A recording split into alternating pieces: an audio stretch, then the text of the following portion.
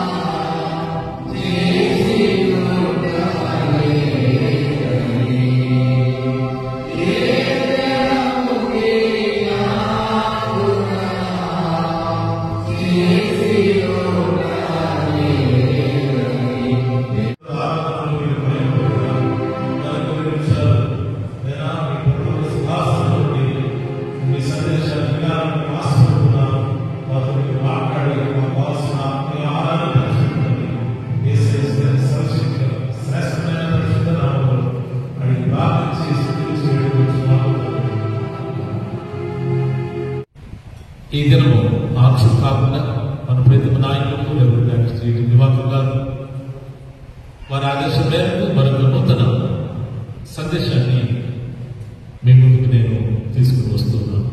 సమాధుల యొక్క విశిష్టత. సమాధి అనగానే కొంతమందికి ఒక విధమైనటువంటి భయం. సమాధులతో ప్రక్కలో వెళుతూ ఉన్న చీకటి పడితే వెళ్ళకూడదన్నటువంటి ఒక భయం. కానీ పరిశుద్ధ గ్రంథ బైబిల్ చాలా విశేషమైనటువంటి విధానంలో వీటికి ప్రాముఖ్యత ఇచ్చినట్లు చరిత్రలో మనం చూస్తాం. యూదుల సాంప్రదాయంలో సమాధులను చాలా గౌరవిస్తారు. అందుకే ప్రసంగి గ్రంథం 6వ అధ్యాయంలోనికి మనం వెళ్ళినప్పుడు ఆ వచనాన్ని చదివి తర్వాత మనం వెళ్దాం ముందుకి. అక్కడ 6వ అధ్యాయము 3వ వచనం, ఒకడు 100 మంది పిల్లలను కని దీర్ఘాయుష్మంతుడై చిరకాలం జీవించినను అతడు సుఖానుభవము నిలుపుతూ తగిన రీతిని సమాధి చేయబడినగా వారి గతి కంటే పడిపోయిన పిండము యొక్క గతి మీరని నేను అనుకుంటున్నాను. అంటే దీని అర్థం ఏంటంటే సమాధి చక్కగా చేయబడవలసినటువంటి అవసరం ఉంది. ఒక మనుషుడు చనిపోయినప్పుడు సమాధి చాలు. అందుకనే నేను మన ప్రియులు నాయకులతో స్నేహం చేసిన అనుభవంలో వారు సమాధికి ఇచ్చినటువంటి గౌరవం, సమాధి ఒక మనిషి మరణించిన తర్వాత అతడు పేదవాడు కానీ ఉన్నవాడు కానీ ఎవరైనా కానీ వారు ఆ సమాధి దగ్గర శవపేటికను మోయడం అయితేనేమి, తాకడం అయితేనేమి, ఆ సమాధి చక్కగా జరగాలన్నటువంటి వారి ఉద్దేశం అయితేనేమి నేను చూశాను. చాలా గౌరవం పడుతుంది. ఇక్కడ యూదుల సాంప్రదాయంలో సమాధులను చాలా గౌరవిస్తారు. శ్మశాన వాటికలను పవిత్ర స్థలంగా భావిస్తారు. ఆలోచించి ఒక పవిత్రమైనటువంటి స్థలంగా శ్మశాన వాటికలను వారు భావిస్తారన్నటువంటి విషయాన్ని మనం గమనించవలసినటువంటి అవసరం ఉంది. పిల్లల బల్ల మన ముందు ఉంది. బల్లాను వర్తమానాలు కొట్టు బల్లాను మనం సిద్ధపడాలని నిర్మాణం చేస్తున్నాను. కనుక సమాధులపై రాళ్ళను వచ్చే ఆచారంలో 2 ప్రాముఖ్యమైనటువంటి విషయాలు వారు భావిస్తారు. 2 విషయాలు. ఒకటి ఏమిటంటే ఆ సమాధిపై వేయబడినటువంటి ఆ రాయి ప్రేమకు సాదృశ్యంగా ఉంది. మనము ఫారిన్ కంట్రీస్ లో మనం వింటూ ఉంటాం. నేను ఇప్పుడు వెళ్ళలేదు. వారు చావకుంపై మరణించకుంపై సమాధిని త్రొగించుకొని అవి రాతి సమాధులు ఎక్కువగా ఉంటాయి అన్నటువంటిది విన్నాం. రాయి ప్రేమకు సాదృశ్యంగా ఉంది. ఇక రాత్రి గురించి ఒక గొప్ప ప్రసంగం చేయొచ్చు. కేఫా, పేతురు, నీవు పండవు, నీ మీద నా సంఘాన్ని నేను పడుతూ ఉన్నాను. ఈ విధంగా ప్రసంగం చేయవచ్చు. అయితే యూదులు అది ఆ ప్రేమను సూచిస్తూ ఉంది. రెండవది వారి జ్ఞాపకాలను సూచిస్తూ ఉంది. వారి జ్ఞాపకాలు సమాధి వద్దకు వెళ్ళినప్పుడు మన తల్లులే కానీ, తల్లులే కానీ, తోబుట్టులే కానీ, బంధువులే కానీ, ఎవరైనా కానీ వారి జ్ఞాపకాలు మనకు గమనంలోకి వస్తాయి. వారి జ్ఞాపకాలను మనము అలాగే యూదుల యొక్క మతపరమైనటువంటి సాంప్రదాయంలో మరణించినటువంటి వారిని ఖననం చేయదు, కాల్చివేయదు, పారువేయదు, వదిలేసి. కరోనా సమయంలో ఎంతమందిని కాల్చివేశారో, ఎంతమందిని పడేశారో లెక్కలేదు.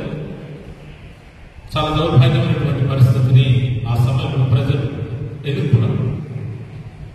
వారు ఏం చేస్తారంటే సమాధిని వారు పాతి పెడతారు. ఒక వ్యక్తి మరణించిన తర్వాత భూమిలో వారు పాతి పెడతారు.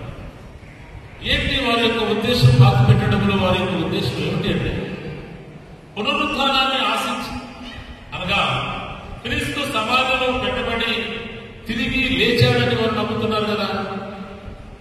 కాబట్టి మేము ఈ భూస్థాపితం చేస్తున్నటువంటి ఈ వ్యక్తి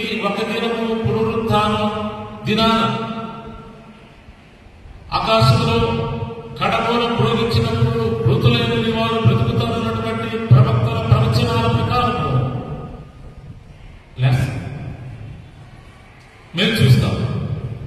అంటే ఒక ప్రగాఢమైనటువంటి విశ్వాసం వారు కలిగి ఉన్నారు.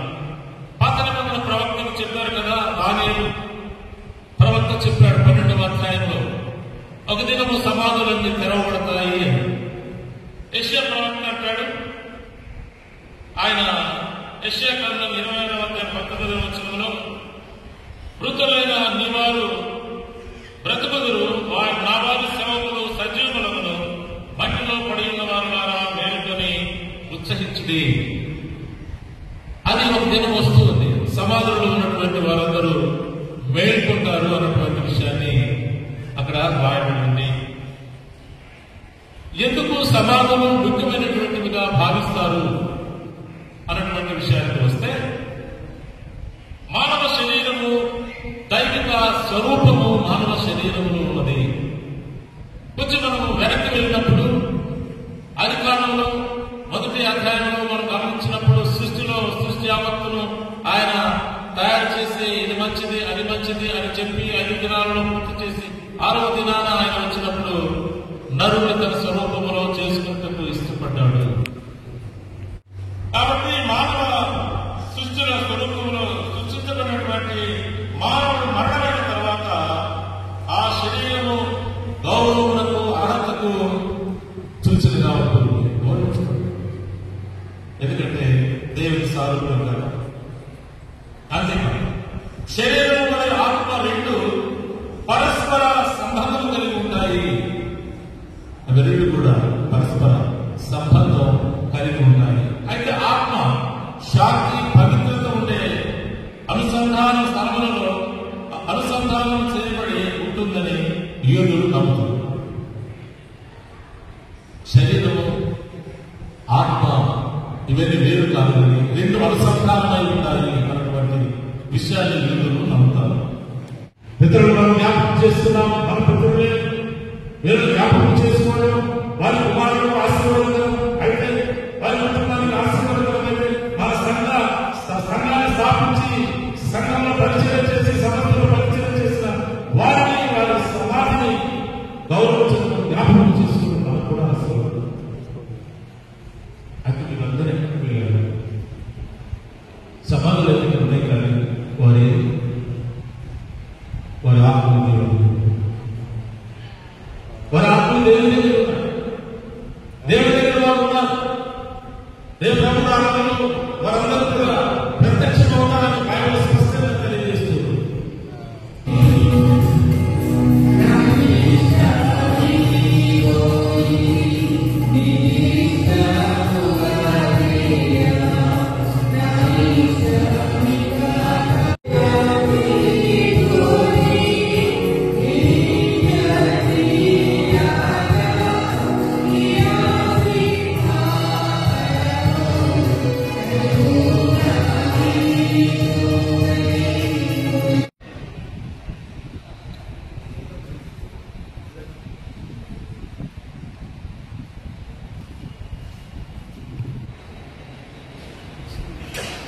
గుర్తులో నుండి తెచ్చిన యోసేపు ఎముకలను షెకెములో అనగా యాకోబు 3 వరహాలకు షెకెము తండ్రి అయిన హామోరు కుమారుల దొరికిన చేతి భాగంలో వారు పాతిపెట్టిని. అవి యోసేపు పుత్రులకు ఒక స్వాస్థ్యముగా ఉండెను. మరియు అహరోను కుమారుడైన ఎలియాజు ఉత్తరమైనప్పుడు ఎఫ్రాయిముల ప్రదేశంలో అతని కుమారుడైన ఫినెహాసునకు ఇవ్వబడిన ఫినెహాసు గిరిలో జనులతని పాతిపెట్టింది. దేవుడు తన వాక్కు దీవించుకుంది. మా నాన్నగారు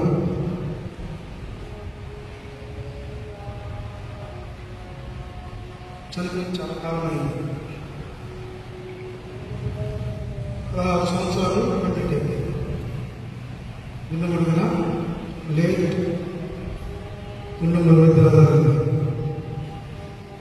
ఆయన చనిపోయి 16 సంవత్సరాలు కంప్లీట్ అయింది. నేను వారి సవాళ్ళ గురించి ఎప్పుడు ఆలోచిస్తుండేవారు. వారు మంచి నాయకుడు, బ్యాప్టిస్ట్ సంస్థలో ఉన్నతమైన స్థితి అలంకరించిన వ్యక్తి. ఆయన ధారకారుడు, ప్రేమమయుడు,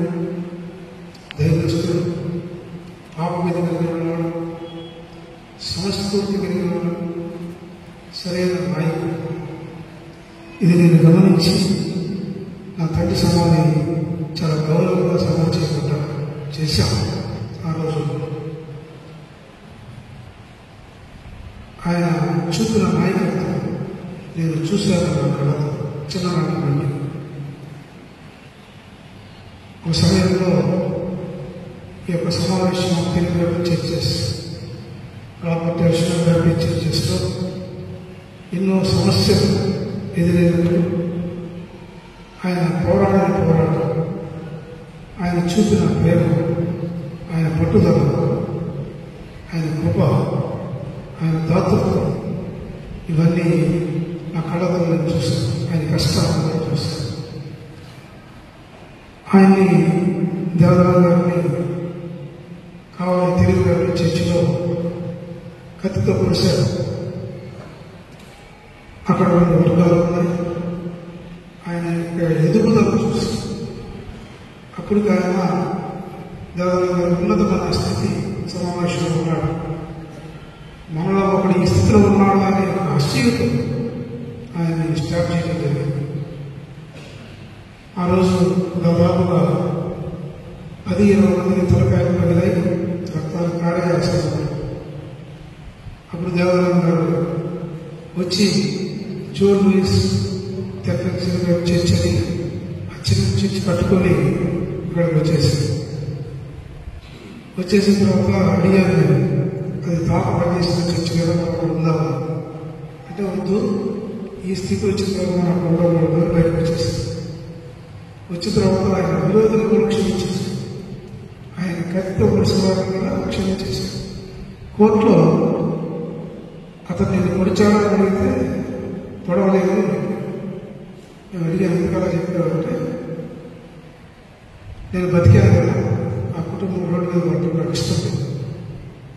అలాంటి మనస్తత్వం కలిగిన తండ్రి నా తండ్రి. చెప్పుకుంటా పోతే టైం లేదు, టైం సాగు. కొన్ని రోజులు చెప్పవచ్చు నా తండ్రి గురించి. ఒక పెద్ద హిస్టరీ కనిపిస్తాను ఆయన. విదేశాల్లో కూడా ఆయన పరిచర్య, ఆయన యొక్క అనుభూతిని నేను చూశాను. ఆయన కఠిన కలవాడు కానించి దరిద్రుల దాకా ఒకటే మనస్తత్వం ఉండే మనసు. ఇవన్నీ చూసి చాలా అద్భుతంగా సమాధానం చేశాను. అనుకుంటాను ముందు నేను బరిగ్రామంలో చనిపోయిన తర్వాత ఆ గుట్ట తీసి అక్కడ సమాధి చేయాలని అనుకున్నాను. ఆ సమయంలో దేవుడు మా ఇంటిలో ఒక తరం ఇచ్చింది. ఈయన చర్చి దగ్గరే ఉండాలి, బరిగ్రామంలో ఆయన సమాధి మూలబడిపోవడం నాకు ఇష్టం. మంచి నాయకుడు, ఎంతోమంది మిషనరీస్ చూశారు. ఈయన కూడా మిషనరీస్ కంటే ఎక్కువగా సేవ చేస్తున్నారు. మిషనరీస్ హాస్టల్ ఇచ్చారు, స్కూల్స్ ఇచ్చారు, ప్రాపర్టీస్ ఇచ్చారు, చర్చెస్ ఇచ్చారు, అన్నం పెట్టారు, నన్ను చదివించారు. దేవదానం గారు ఇది చీలిపోయిన సంస్థని ఏకం చేసి అద్భుతంగా అడ్మినిస్ట్రేషన్ చేశారు. విరోధులు అంటే ఆయన లేదు. విరోధులు ఉన్న ఆయన దృష్టిలో విరోధులు కాదు. ఇవన్నీ నేను చూసి నా తండ్రి అక్కడ సమాజం ఇక్కడ చేశాను. సరే, న్యూ చర్చి కట్టేటప్పుడు సమాజం ఒక కారణం ఏర్పడింది. దాన్ని షిఫ్ట్ చేయాలని నేను చాలా ప్రయత్నంగా ఆలోచించాను, చూశాను. ఎన్నో వాక్యం చదువుతున్నప్పుడు, బైబిల్ చదువుతున్నప్పుడు, ప్రార్థన చేస్తున్నప్పుడు ఎన్నో ఆలోచనలు వచ్చాయి. ఈ ఆలోచనలన్నీ ప్రతి సంవత్సరం పుస్తకాలు అవుతున్నాయి. ఈ లోపల కరోనా వచ్చింది, అతను నా హెల్త్ బాగా వచ్చింది. ఇవన్నీ ఆలోచించిన తర్వాత ఒక 2 years మాత్రం గట్టిగా ఆలోచించాను. ఎక్కడికి షిఫ్ట్ చేయాలంటే ఆ స్పాట్లో సెంటర్ చేయాలనుకున్నాను.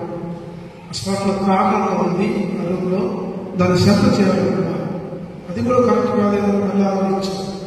ఎవరికి చెప్పడానికి అవకాశం లేదు. ఒక్కొక్క అడ్వైజ్ ఇస్తారు, దీన్ని పాడు చేస్తారేమో ఆలోచనతో నేను ఒక సొంత నిర్ణయాన్ని తీసుకొని 2 దినాలు నేను ఫాస్టింగ్ ఉండి ఆలోచించాను. బైబిల్లో ఎన్నసార్లు గారు చదివిన వాక్యం ఎన్నసార్లు గారు ఈ వాక్యం నాకు చూపించారు. చూపించక ముందే నేను ప్రిపేర్ అయ్యాను. అయ్యి దేవదాన గారి సమాధిని బ్రేక్ చేశాను. ఆ కేవలం బ్రేక్ చేసి ఆగస్టు 22 ఈ సంవత్సరం ఆగస్టు 22 రాత్రి ఈవినింగ్ 6 o'clock నేను బ్రేక్ చేశాను. చేసి నేను ఎన్ఎస్ఆర్ గారు, డేవిడ్ సార్ గారు, అలాగే మా అర్జున్ అంటారు సుందర్, అలాగే జోషి, కొంతమంది నా అనుచరులు వారు వేరే ఊరి నుంచి వచ్చి వాళ్ళు క్రిస్టియన్స్ చాలా బ్యూటిఫుల్గా నేను కాఫీ బాక్స్ని బయటకు తీసాను. తీయటంలో చాలా బట్టే భయం వేసింది, ఎలా ఉంటుందో అనుకున్నాను. కానీ 16 సంవత్సరాలు కంప్లీట్ అయిపోయిందని చనిపోయి దేవదాన గారు ఆయన బాక్స్ అలాగే ఉంది, డ్యామేజ్ కాదు.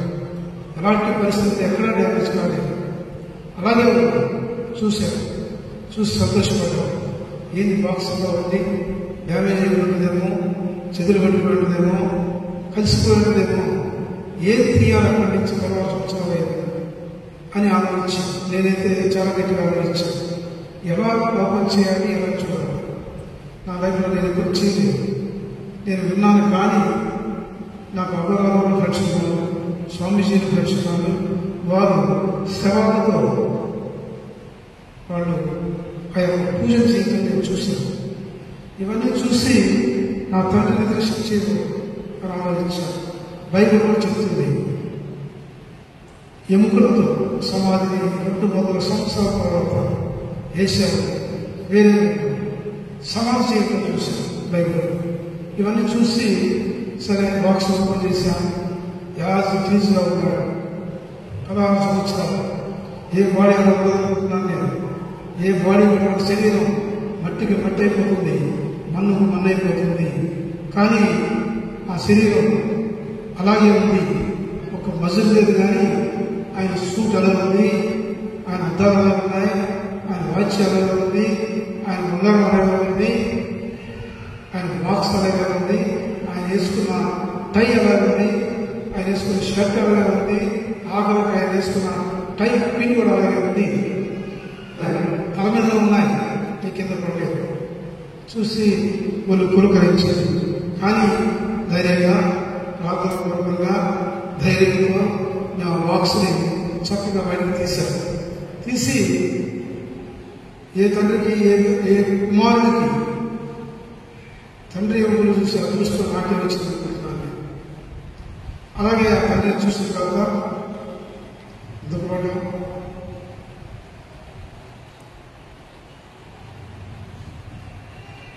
మార్చాను. ఎక్కడికో మారలేదు, ఆయన కట్టిన చర్చి జోగేస్ తెలుగు చర్చిలో అక్కడే సమాధి చేశాను. మీకు ఇది చెప్తున్నానంటే మీకు చెప్పాల్సిన బాధ్యత ఇది ఎవరు చేయలేదు కూడా.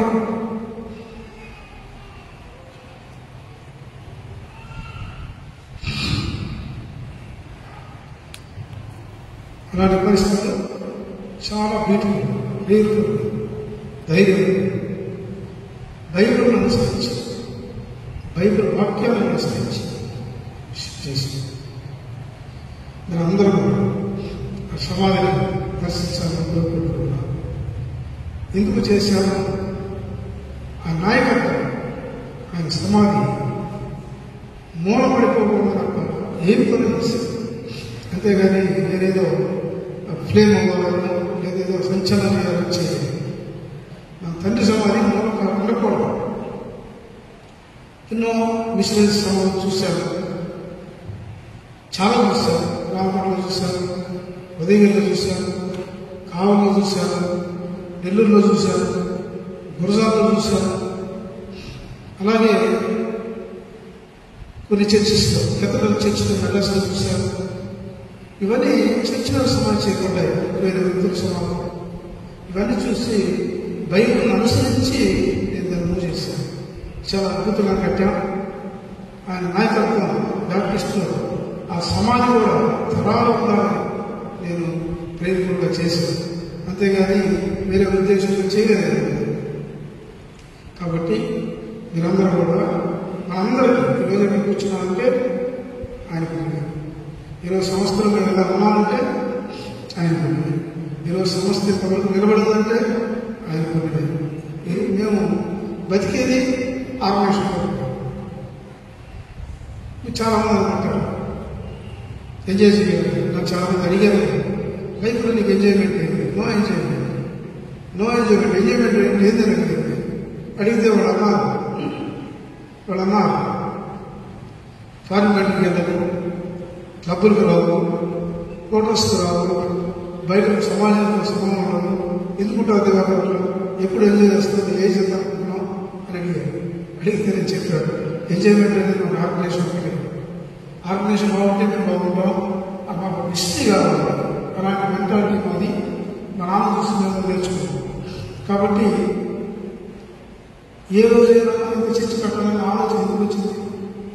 మనందరి కోసం, కావాల పట్టణం కోసం, సమాజం కోసం, దేవుని ఆయన గణపరచడానికి పెట్టారు.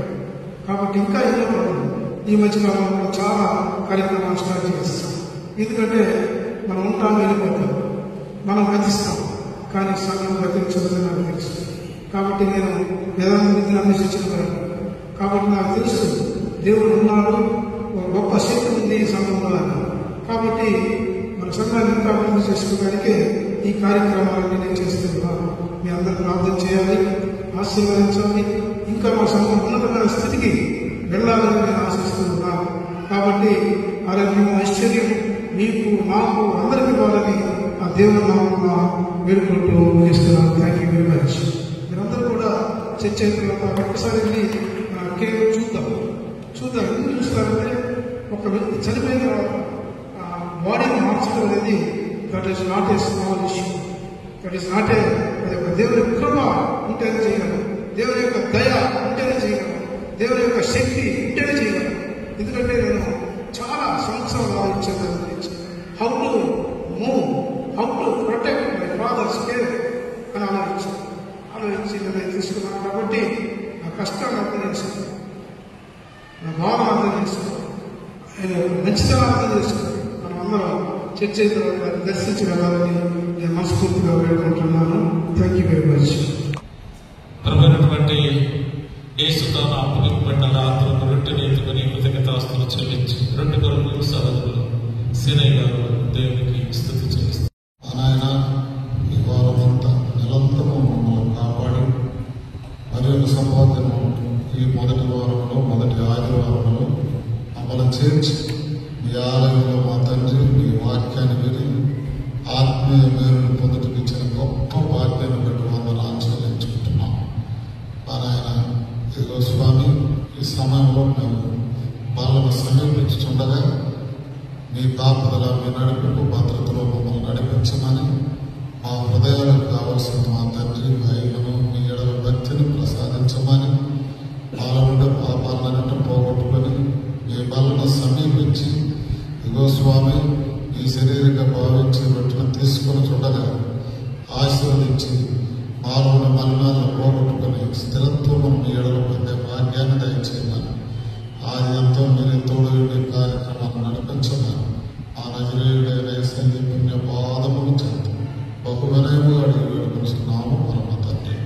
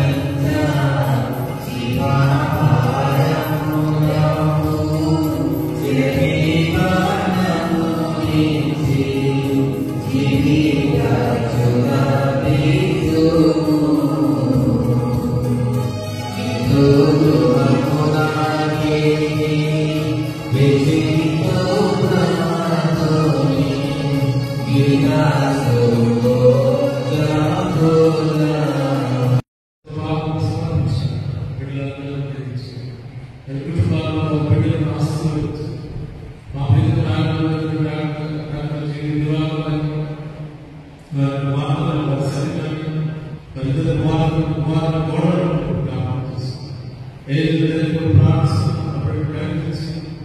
గురించి ఇద్దరు ఆశీర్వాదాలు ఆ దేవాలయం రాష్ట్రం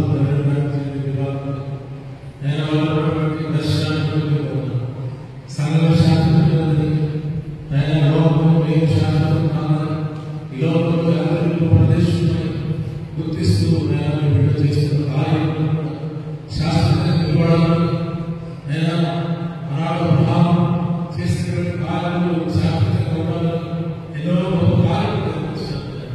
అదేవిధంగా సమాజం కూడా వారిని చక్కగా మరి కట్టి దేవాలయంగా ఆశీర్వాదంగా భయంకరంగా ఉండాలన్నటువంటి కల్పతో కార్యాలు నిర్వహించారు. దీనికి ఆశీర్వదించారు. ఇప్పుడు వీళ్ళందరినీ దీవించి కలగడానికి వచ్చిన ఆ పేరు జ్ఞాపకం చేసుకోవాలి.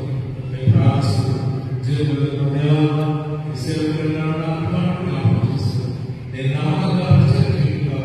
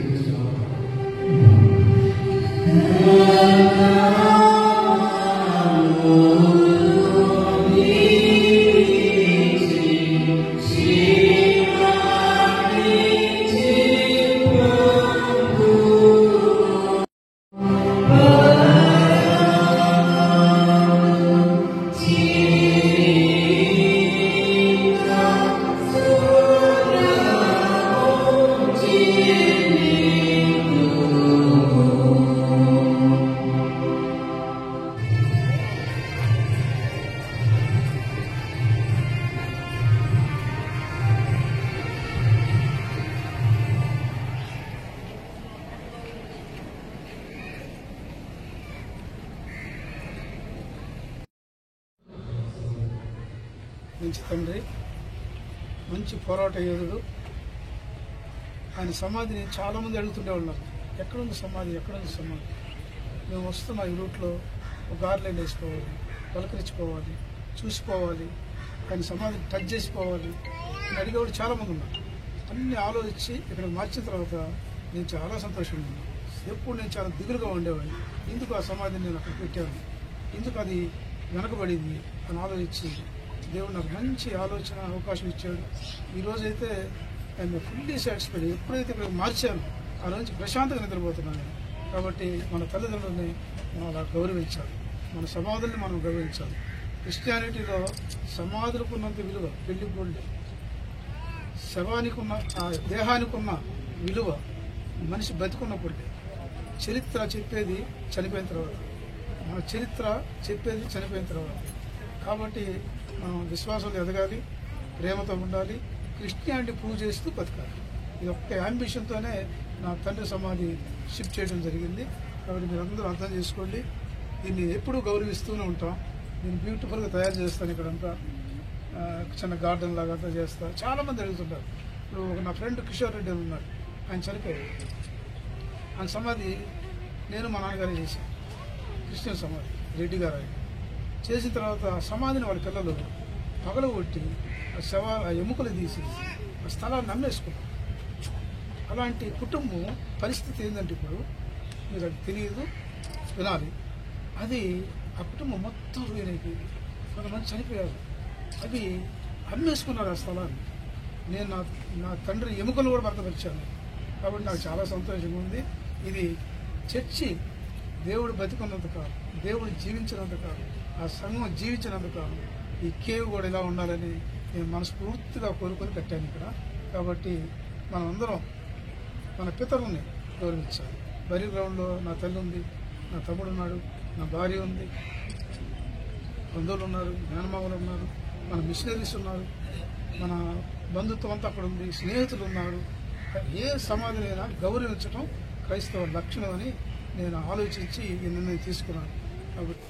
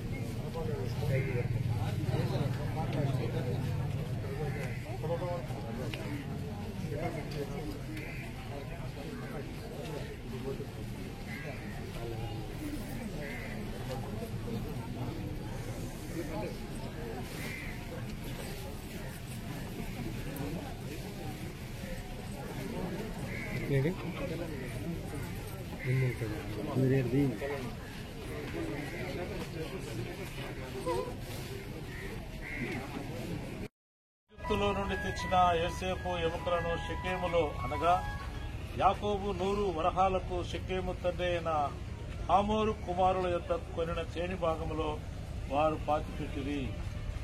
అవి యోసేపు పుత్రులకు స్వాస్థ్యముగా ఉండెను. ఈ మాటలు చాలా అద్భుతమైనటువంటి మాటలు. పాతిపెట్టిన స్థలాన్ని స్వాస్థ్యంగా ఇచ్చారు. అంటే ఈ స్వాస్థ్యం గుండెమడుగులదే కాబట్టి దేవుడి కుటుంబాన్ని ఆశీర్వదించి ఇచ్చాడు స్వాస్థ్యంగా. బైబిల్ ఎప్పుడు వచనాలు నిర్దకం కావు, అవి వాస్తవికాలు.